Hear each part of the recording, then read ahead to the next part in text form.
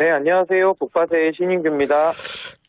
제가 이게 한 가지 여쭤보고 싶은 게 국민의힘 바로 세우기. 지금 국민의힘이 좀 많이 삐뚤어졌다고 생각하세요? 아무래도 많은 국민들께서 아시다시피 정당 민주주의라는 것이 내부에서도 좀 많이 무너져 있기 때문에 그 부분을 저희가 지적을 하면서 당을 좀 더 건강하게 바꿔가려고 노력을 하고 있습니다. 건강하게 어떤 방향으로요? 아무래도 당을 사당화를 시켜서는 안 되겠죠. 그리고 이제 삼권분립 국가에서 정당이 정당 자체로서 역할을 할 수 있도록 나름의 독립성을 가지는 것이 저는 핵심이라고 생각을 합니다. 사당화라고 하면 누구의 사당화입니까? 당무 개입을 한 주체가 아무래도 사당화를 하려고 저희가 추측을 할 수가 있고요. 그런 사당화의 움직임에 또 호응하는 그런 또 많은 의원들의 그런 태도들도 있거든요. 이런 당의 문화를 조금은 많이 좀 개선해야 되지 않는가 이런 생각으로 모임분들이 활동하고 있습니다. 대통령실을 말씀하시는 겁니까? 그렇죠. 대통령실에서 당무 개입을 했다라는 논란이 전당대회 내내 가장 핵심 이슈였습니다. 대통령이 1호 당원이라고 얘기를 하잖아요. 당원이잖아요. 그죠? 그렇죠. 당원이면 얘기할 수 있는 거 아니에요? 그 당원의 지위를 갖는 것은 정당법에 의해서 예외적으로 가능하게 해놓은 것이고요. 삼권분립 국가에서 정당이 자율적으로 운영되어야 된다는 것은 기본적 사실이고, 당원의 자격을 갖는 것과 당무에 일일이 개입을 해서 간섭하는 것은 저는 본질상 개념이 다르다, 저는 이렇게 생각을 합니다. 예. 알겠습니다. 자, 선거구제 개편, 여기도 비판적이시던데, 그죠? 저는 이번에 정개특위에서 3가지 안을 만들었는데요. 예. 선거제도가 왜 바뀌어야 되는지에 대해서 먼저 설명을 드려야 될 것 같습니다. 정치가 기득권화돼 있다고 하지 않습니까? 적대적 공생관계를 통해서 양당 구조가 상당히 다투는 구조로 돼 있어서 비생산적이고 비효율적이다 이런 비판이 많은데요. 그 중심에는 정치 권력이 양당에게 독점되어 있기 때문에 이런 현상이 자꾸 반복되는 것입니다. 그래서 매년 정당에서 초선 의원들 50% 물갈이 한다라고 아무리 몇 번째 이렇게 해도 국회가 바뀌질 않고 오히려 신뢰가 더 떨어지고 있거든요. 그렇기 때문에 이런 정당들의 독점 구조, 이런 기득권을 해체하기 위해서는 다당제 구조로 갈 수 있는 이런 선거구제 개편이 저는 반드시 필요하다고 생각을 하는데, 지금 올라온 3가지 안은 기존 의원들의 기득권을 내려놓은 것이 전혀 없습니다. 그리고 게다가 위성정당의 문제도 해결하지 않은 채 놓아뒀기 때문에 이런 부분들을 좀 지적을 하면서 비판을 했었습니다. 예. 기득권을 내려놓지 않는다. 저도 거긴 동의합니다. 그런데 지금 다당제를 말씀하셨는데 선거구제를 바꾸면 다당제가 정착이 됩니까? 지금은 소선거구제 하에서 지금의 구조를 이제 여러 차례 우리가 선거를 해봤는데요. 2016년도에 아마 국민의당 기억하실 겁니다.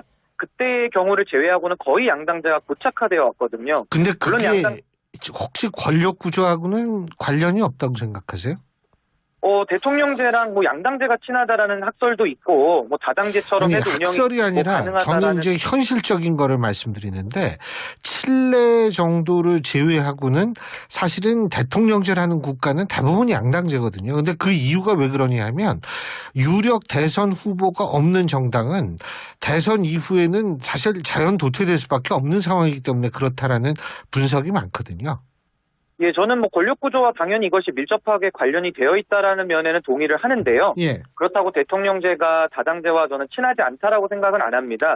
제가 말씀드리는 정치권에서의 이런 움직임이, 변화의 움직임이 필요하다는 저의 주장은 예. 결국 양당이 적대적 공생관계를 이루면서 서로가 서로의 그 못하기 경쟁을 통해 가지고 반사적 이익을 얻는 구조가 되어 있거든요. 예. 비견한 예로 2018년도에 바른미래당이 있을 때만 해도 그래도 어느 정도 국회가 돌아가면서 협상이 되고 법안이 진척됐던 것들을 국민들께서 아실 겁니다. 그렇기 때문에 이것은 권력구조와도 연관은 되어 있습니다만은 지금과 같은 적대적 공생관계를 깨기 위해서는 전 선거제도 개편이 반드시 필요하다. 저는 이런 입장입니다. 지금 그 국회 정개특위, 사실 이 정개특위는 거의 습관적으로 매번 이게 만들어졌었거든요. 제 기억으로는. 근데 지금 국회 정개특위 소위가 선거제 개편안은 3개로 압축을 했는데 2개안은 소선거제로 유지하고 비례대표 50석을 늘리는 방식이고 300석을 유지하는 대신 이 도농 복합형 중대선거구제 이것이 지금 나오고 있는데 지금 가장 유력하게 검토되는 게 이 도농 복합형 중대선거구제 아니겠어요? 어떻게 평가하십니까?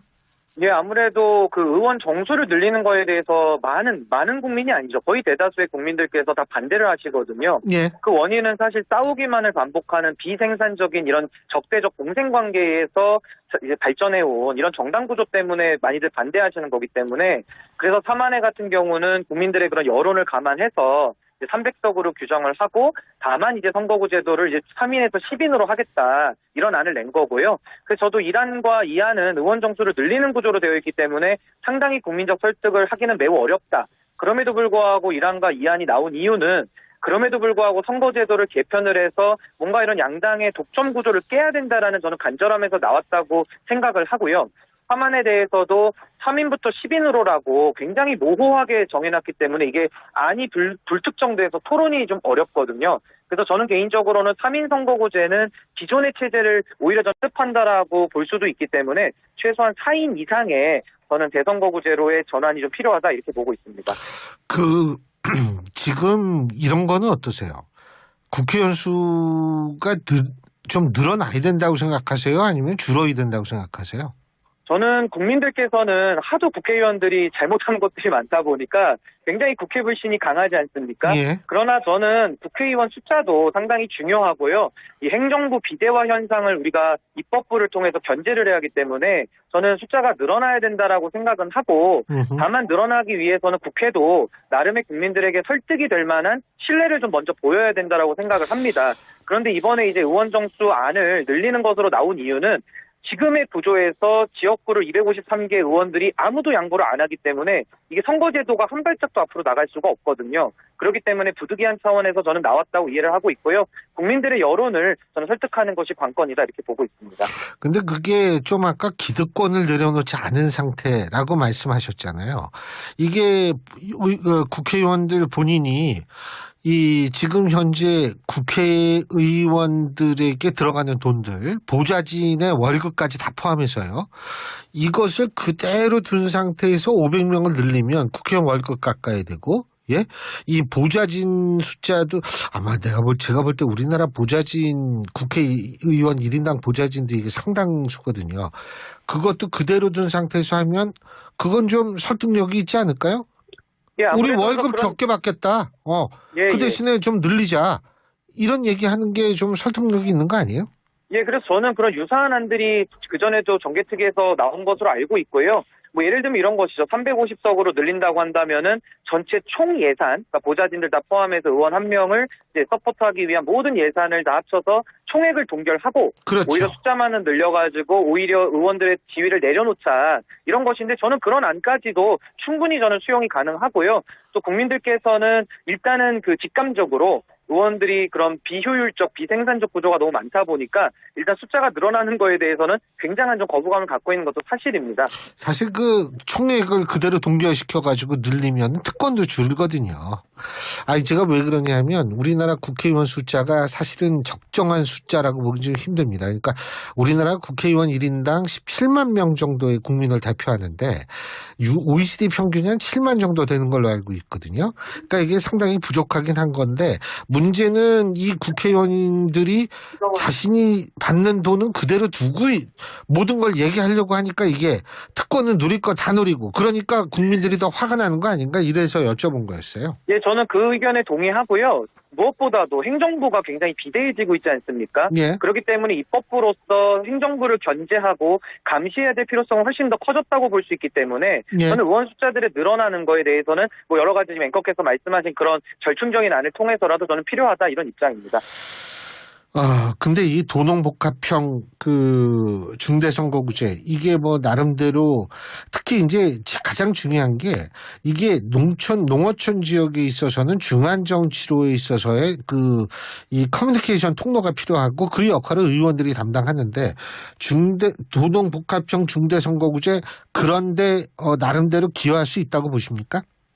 근데 아무래도 지금 사실 우리나라가 그 87년도 이후에 이제 소선거구제를 계속 유지해 왔지 않습니까? 예. 그래서 국민들 보시기에는 이 소선거구제가 상당히 후보를 고르기가 편하고 그냥 당만 보고 찍으면 거의 되기 때문에 굉장히 편리한 부분이기는 한데 이게 지금 아시겠습니다만은 정당 구조가 상당히 비민주적으로 운영되어 오고 있지 않습니까? 예. 그러니까 국민의힘도 제가 오죽하면은 국바세라는 단체까지 만들어서 정당 민주주의를 외치고 있고 또 민주당 같은 경우도 상당히 정당이 좀 이렇게 폐쇄적으로 운영되고 있는 것이 현실이거든요. 그런 상황 속에서는 국민들께 소선거구제로서 양당이 한 명 한 명씩 후보를 공천했을 때는 국민들이 고를 만한 후보가 없는 겁니다. 그렇기 때문에 중도에 있는 합리적인 유권자들 같은 경우에는 거의 다 투표를 포기해버리거든요. 그렇기 때문에 저는 도농복합형으로 해서라도 이런 뭐 도시 지역이나 이런 쪽에는 소선거구제를 폐지하고 이제는 저는 중선거구제보다는 약간의 일은 저는 대선거구제가 낫다고 보는데 그런 식의 다양한 선택권을 가지고서 국민들이 선택을 하신다면은 오히려 이렇게 가짓수가 많기 때문에 오히려 더 선택의 폭이 늘어나면서 못하기 경쟁에서 이제 잘하기 경쟁으로 필연적으로 갈 수밖에 없지 않느냐. 저는 이렇게 생각을 하고 있습니다. 자, 이 지금 국민의힘 바로 세우기인데 말이에요. 좀 다른 거 여쭤볼게요. 지금 69시간 근로제도에 대한 논란 이게 커지면서 조금 이게 지지율에 비상등을 켜게 된 가장 중요한 요인이라고 저는 보는데 특히 20대의 지지율 하락, 국민의힘 지지율 하락이 좀 심상치가 않다라는 분석이 많습니다. 한국갤럽이 지난 14일부터 16일까지 전국 성인 남녀 1,003명을 대상으로 조사한 결과를 보면 20대 여당의 지지율이 13%거든요. 예? 이거 어떻게 보세요? 예, 뭐 지금 굉장히 처참한 수준으로 2030 지지세가 꺾이고 있고 특히 20대 같은 경우는 13%의 지지율이 나와서 상당히 당에서는 놀랬을 텐데 그 원인은 간단합니다. 아무래도 젊은 세대들의 지지를 받기 위해서는 저는 정치권이 신뢰를 얻어야 된다고 생각하거든요. 신뢰라고 한다면 일관성일 겁니다. 그럼에도 불구하고 대선 기간에서는 자유를 약속했고 공정과 상식을 약속했는데 1년이 지난 지금에 와서 국민의힘을 바라볼 때 권력자에게만 줄을 서고 권력자만을 바라보는 이런 정당에서 어떤 생명력을 느낄 수 있으며 어떤 신뢰나 어떤 그러한 매력을 느낄 수가 없다라고 저는 판단을 하고 있고요. 그런 차원에서 저는 2030 세대들이 민주당을 지지하다가 국민의힘으로 다시 왔듯이 이제는 국민의힘에서 지지를 철회하고 다른 선택지를 지금 고민하고 있는 거 아니냐. 그러니까 굉장히 위험한 상황이고요. 특히 노동시간 관련된 문제는 굉장히 지금 저출산과 관련해가지고 여러 가지 예민한 문제들을 안고 있는 굉장히 중요한 문제인데 이거를 의사소통 결정 과정에서도 충분한 의사 수렴 없이 상당히 우왕좌왕한 모습을 보여줬기 때문에 저는 지지층 이탈은 불가피하다 저는 이렇게 생각을 합니다. 이준석 전 대표가 뭐 했으면 좀 나아졌을 거라고 보세요? 저는 이준석 대표가 여론을 읽는 능력은 상당히 저는 뛰어나서 지금보다는 굉장히 잘했을 거라고 생각을 하고요. 그럼에도 불구하고 여당 당대표라는 굉장히 좀 무거운 자리였기 때문에 가정을 제가 전제로 해서 이야기하는 것은 조금 어려울 것 같습니다. 근데 이준석 전 대표가 당대표 시절에도 국민의힘 지지율이 그렇게 높지 않은 경우도 있었거든요. 이게 특히 이제 대통령실과의 갈등이라든지 이런 게 있었을 때는요. 근데 아무래도 그 갈등의 근본적인 배경을 좀 이해를 해야 될 것 같은데요. 아무래도 이준석 대표는 일관되게 좀 민심 앞으로라고 요약을 할 수 있을 것 같고 기존의 윤석열 대통령 후보 시절에 그리고 지금의 주류라고 할 수 있는 지금 지도부들이 당에 있을 때는 굉장히 좀 과거지향적인 스탠스를 많이 취했습니다. 그래서 이번에도 전당대회 과정에서 당심 100%로 룰까지 바꾸지 않았습니까? 그러니까 이런 민심과 당심의 괴리 속에서 당연히 이준석 대표 입장에서는 선거 승리를 위해서 민심 앞으로 방향을 전환할 수밖에 없었고 그런 과정에서 불가피하게 혼선과 그런 갈등처럼 비춰지는 모습이 있었던 것도 맞는데요. 예. 저는 결과적으로 국민들이 평가해 주실 거라고 봅니다. 예, 잘 알겠습니다. 오늘 말씀 여기까지 듣겠습니다. 고맙습니다. 네, 감사합니다.